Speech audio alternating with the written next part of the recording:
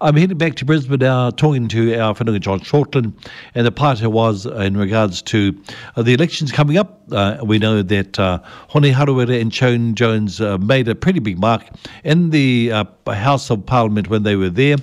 The beginnings of the Māori Party way back in 2005, then the change to the Mana Party, and of course lost the elections, and of course Shane Jones has been a bit of a kōtiti haere over the years, and ended up with Winston Peters and back in the place of power in the whakaretanga mō tēnei motu.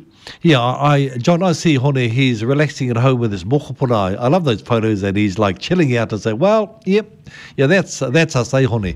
Maybe it is time for a new generation, and maybe it's one of the mokopuna who might stand and, be that person. Well, I'm hoping that he's been mentoring potential politicians, because I think in the past we've always been political, but not at the national level where, once upon a time there was only 4 seats available, but now the opportunity is greater. And we need to maximize that greater opportunity. But when you put people in that corridor of decision-making, make sure that they're going to represent the people, not just their pay packet. So, it's a fine line, but let's see what kind of credentials we vet before we let them through the door. Yeah, tika manika. Hey, you spoke earlier on, John, about the deportation, and it's a huge take. I know the New Zealand Prime Minister has been meeting with the Australian Prime Minister. They seem to be having a bit of a thing going there, and of course the game of politics. Looking at the important issues, one of the issues is around the issuing of citizenship for many of our whānau who have spent there for years, spent many years in Australia, but still don't have citizenship. But the other big take is the extraditing of many of our whānau, many of our tangata Māori from Australia for crimes that they have committed. And I was actually in a discussion with other people the other day, John, and they said, well, actually, when you look at the history of Australia, the same thing happened. We had the criminals came from England to Australia and formed a new colony, so maybe they should be the ones returning back to where they come from.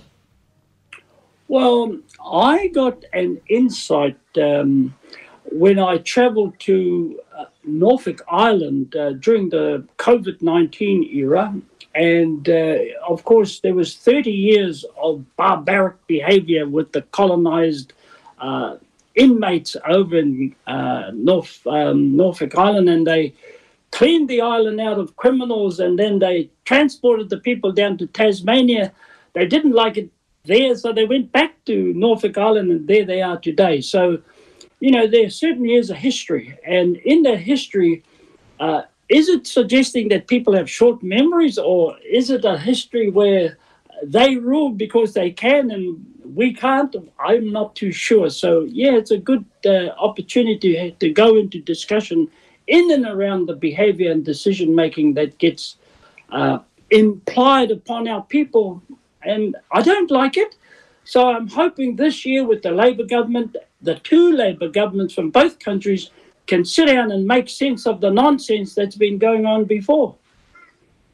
Nuinga nonsense te whanonga, lots of nonsense and a little bit of sense that comes through, but sometimes, amongst that nonsense you find a bit of sense, and hey, that's the important part, What is the sense of doing anything, whether it's in the game of politics, whether it's the game of supporting people who need the support, what is the sense of that unless you've actually got the support behind it, John?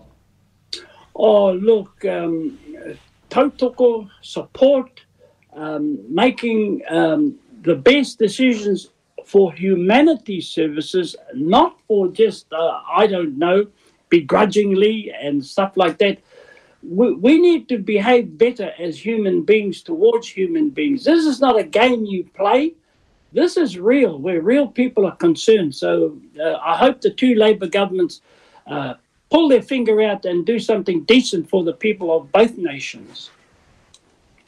it seems like there's been a bit of a change in atmosphere, and looking at the way the polls are going at the moment, it may be that Labour no longer holds the power at this year's election. Winston has said he will not support Labour, or more or less said that because they did a dirty on him.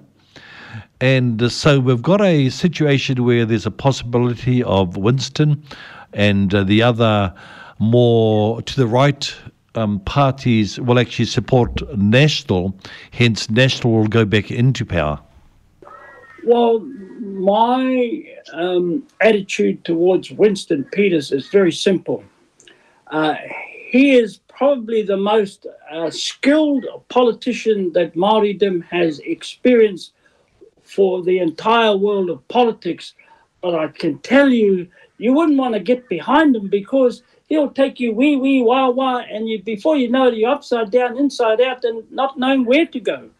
So, he's not really the skilled man you would want to follow. So therefore, he is never going to improve what he has done because he's a bit of a shyster, if you ask me, and he's a bit of a deception man. And how can you follow something? Māoridom is a bit trickier than that to convince.